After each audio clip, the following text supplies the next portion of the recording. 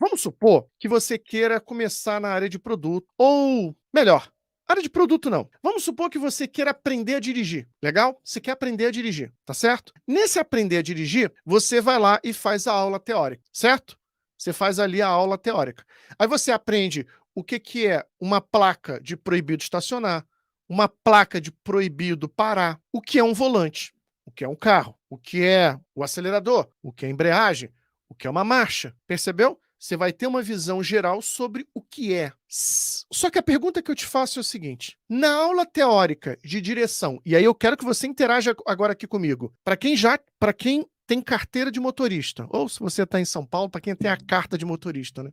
Somente com as aulas teóricas, você consegue dirigir um carro? Sim ou não? O que você acha? Coloca aí no chat para mim. Sim ou não? Somente fazendo as aulas teóricas de direção, você consegue dirigir um carro? Você nunca dirigiu um carro.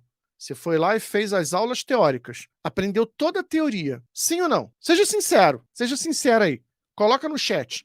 Sim ou não? Você consegue dirigir um carro de forma segura, tranquila, depois de fazer as aulas teóricas? Sim ou não? Difícil, né? Não, né? Ó, o pessoal tá dizendo ali no Instagram. Não. Por que não? Porque quando você faz as aulas teóricas, você está olhando os elementos de forma isolada. Ó, o André também colocou ali. Então, você sabe o que é um volante. Você sabe o que é uma embreagem, você sabe o que é uma marcha, você sabe o que é o acelerador, você sabe o que é isso, você sabe o que é aquilo. Agora, você sabe usar aquilo na prática? Boa, Fernanda. Nem somente vendo os pais dirigirem você consegue. Nem vendo os outros fazer você aprende. Você aprende a dirigir. Você tem que fazer o quê? Você tem que botar a mão na massa. Você tem que botar a mão na massa. Então você tem que fazer, ok, entendi a teoria, agora eu vou pegar aquela teoria e botar em prática. Somente assim, ó, o pessoal no Instagram tá, Adriana, André, legal, isso aí. Não, o pessoal aqui no Instagram tá interagindo direto. Então, pessoal, fazendo, somente quando você bota a mão na massa é que você vai descobrir. Eu vou dar um exemplo clássico. Eu vou dar um exemplo clássico aqui. Todo mundo já escutou falar no que é uma sprint? Sim ou não?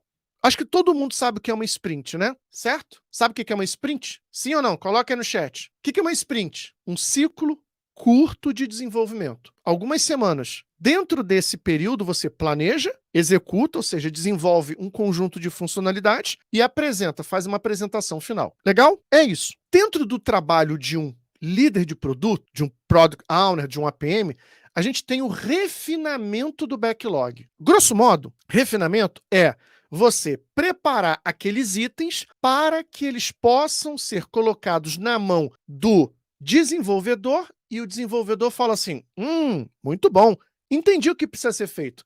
E ele vai lá e faz. O pessoal aqui no Instagram hoje tá bombando, hein? Tá interagindo pra caramba, é muito legal. Isso é refinamento, tá bom? Isso é um refinamento. Aí eu te pergunto, sprint e refinamento, preparação. Quando é que o refinamento deve acontecer? Durante a sprint, antes ou depois daquela sprint? E aí, veja, refinamento é o detalhamento, a preparação dos itens para que eles possam ser desenvolvidos. E a Minelli? Isso, basicamente isso mesmo. Produção do escopo, exatamente. Isso aí, o detalhamento dos itens. Perfeito, exatamente isso. Quando é que ele tem que ser feito? Antes, durante a sprint ou depois? E aí? E aí? Antes, durante ou depois? Tem muita gente, você vai ver, que faz o refinamento durante, mas não é. Tem que ser antes da sprint. Legal. Boa, Quitéria falou ali, antes da sprint. Só que aí a pergunta que eu te faço é o seguinte: quanto tempo antes? Um dia? 2 dias? 3 dias? Uma semana? 2 semanas? 3 semanas? Somente quando você começa a botar a mão na massa, somente quando você começa a praticar, é que você descobre os problemas, as dúvidas, os gaps no seu conhecimento.